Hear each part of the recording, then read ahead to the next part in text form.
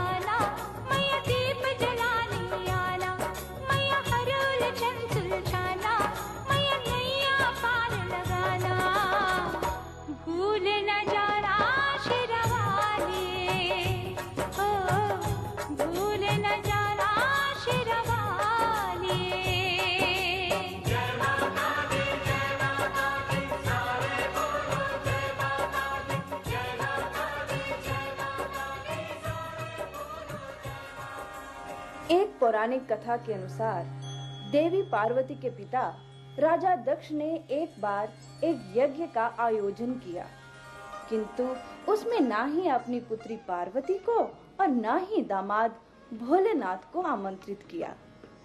ये सब जानते हुए भी पार्वती ने वहां जाने का हठ किया, तो भोलेनाथ उन्हें रोक ना सके। किंतु वहां जाकर जब देवी पार्वती को ये आभास हुआ कि उनके पति को ना बुलाकर उनका अपमान हुआ है, तो उन्होंने यज्ञ की अग्नि में अपना शरीर त्याग दिया। भगवान भोलेनाथ इसकी सूचना पाकर क्रोधित रूप धारण कर वहां पहुंचे। उन्होंने यज्ञ को नष्ट कर दिया और दक्ष का भी वध कर दिया। तत्पश्चात वो देवी पार्वती का मृत शरीर उठाकर तांडव करने लगे। सब और हाहाकार मचा देख भगवान विष्णु ने उनको शांत करने के लिए अपने चक्र से देवी के शरीर को खंड खंड कर दिया, जिससे उनके शरीर के भाग धरती पर अनेक स्थानों पर गिरे। ऐसा माना जाता है कि देवी की छोटी उंगली इस स्थान पर गिरी थी। छोटी उंगली को स्थानीय डोगरी भाषा में चीची अंगुली कहते हैं। इस कारण इस पवित्र स्थान पर मां पार्वती के ही उस स्वरूप को लोग प्यार और भक्ति भावना से चीची माता कहकर बुलाते हैं और ये मंदिर चीची माता का मंदिर नाम से प्रसिद्ध हुआ। इस मंदिर में देवी के इसी रूप की पूजा अर्चना की जाती है।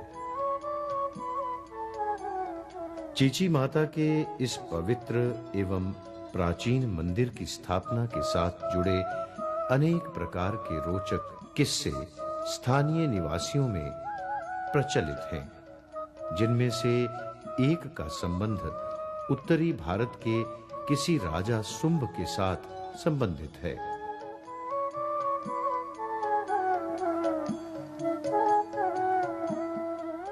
इस कथानुसार दुर्वासा ऋषि के श्राप के कारण राजा शुंभ कुष्ठ रोग से पीड़ित हो गए दूर दूर से बुलाए गए वैद्य हकीम भी उन्हें इस रोग से मुक्ति ना दिला सके। तभी एक दिन एक संत वहां आए।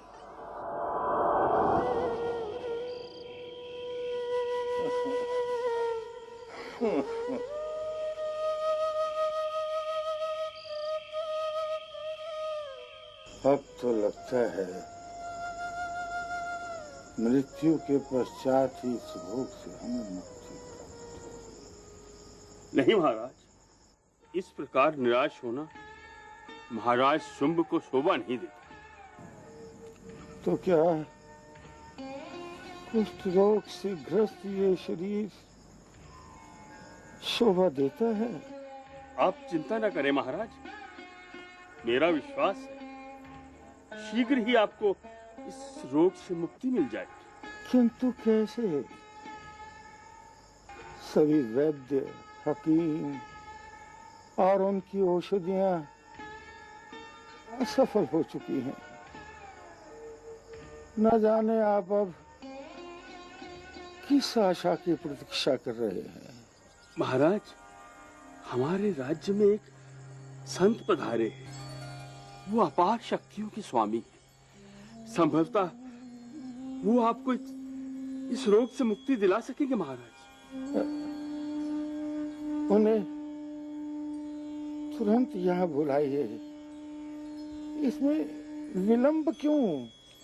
विलंब नहीं महाराज, दरबारी उन्हें बुलाने जा चुका है। महाराज शुंभ की जय हो। संत महाराज पधार चुके हैं। उन्हें आदर सम्मान से ले आओ। हम जैसे सन्यासियों के लिए ये राजसी सम्मान उचित नहीं राजन। हम तो यहाँ केवल महाराज के कष्ट निवारण हेतु आए। महाराज, अब विलंब न कीजिए। मुझे इस कुष्ठ रोग से मुक्ति दीजिए महाराज, मुक्ति दीजिए। मिलेगी, शीघ्र ही मुक्ति मिलेगी, लेकिन उसके लिए एक उपाय करना पड़ेगा। महाराज, आप आज्ञा तो करें। संत महाराज ने राजा शुंभ को बताया कि शिवालिक पर्वतमाला में विश्वामित्र नामक नदी बहती है, जिसके बाएं तट पर भगवान शिव का पवित्र स्थान विद्यमान है और दाएं तट पर यानी पश्चिम की ओर मां पार्वती चीची माता के रूप में स्थित हैं। वहां जाकर नित्य नदी में स्नान करने के उपरांत भगवान शिव और चीची माता की आराधना करने से तुम्हें कुष्ठ रोग से मुक्ति प्राप्त होगी। राजा ने ऐसा ही किया और उसे कुष्ठ रोग से मुक्ति प्राप्त हुई। उसने मां को वचन दिया कि वो यहाँ पर मंदिर स्थापित करेगा, किंतु राज्य में पहुंचने के उपरांत वो अपना वचन भूल गया। फिर एक रात स्वप्न में मां ने उसे उसका वचन याद दिलाया।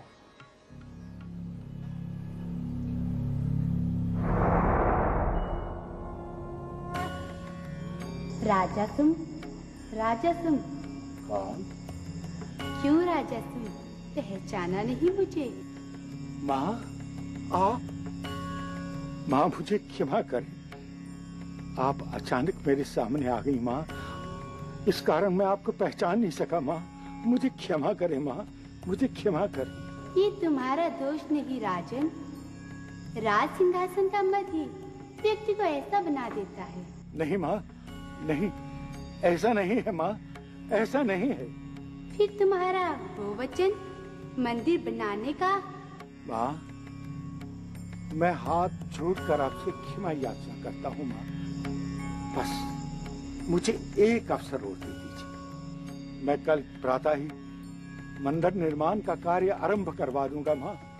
बस मुझे एक अवसर दे दीजिए माँ, एक अवसर। सुखी रहो राजा सम। मेरी तथा भोलेनाथ की उपासना से तुम्हारा नाम भी अमर हो जाएगा।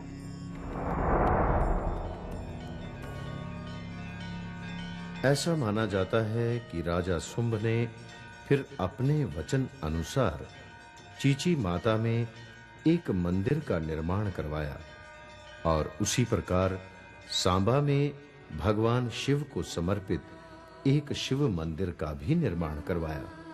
ऐसा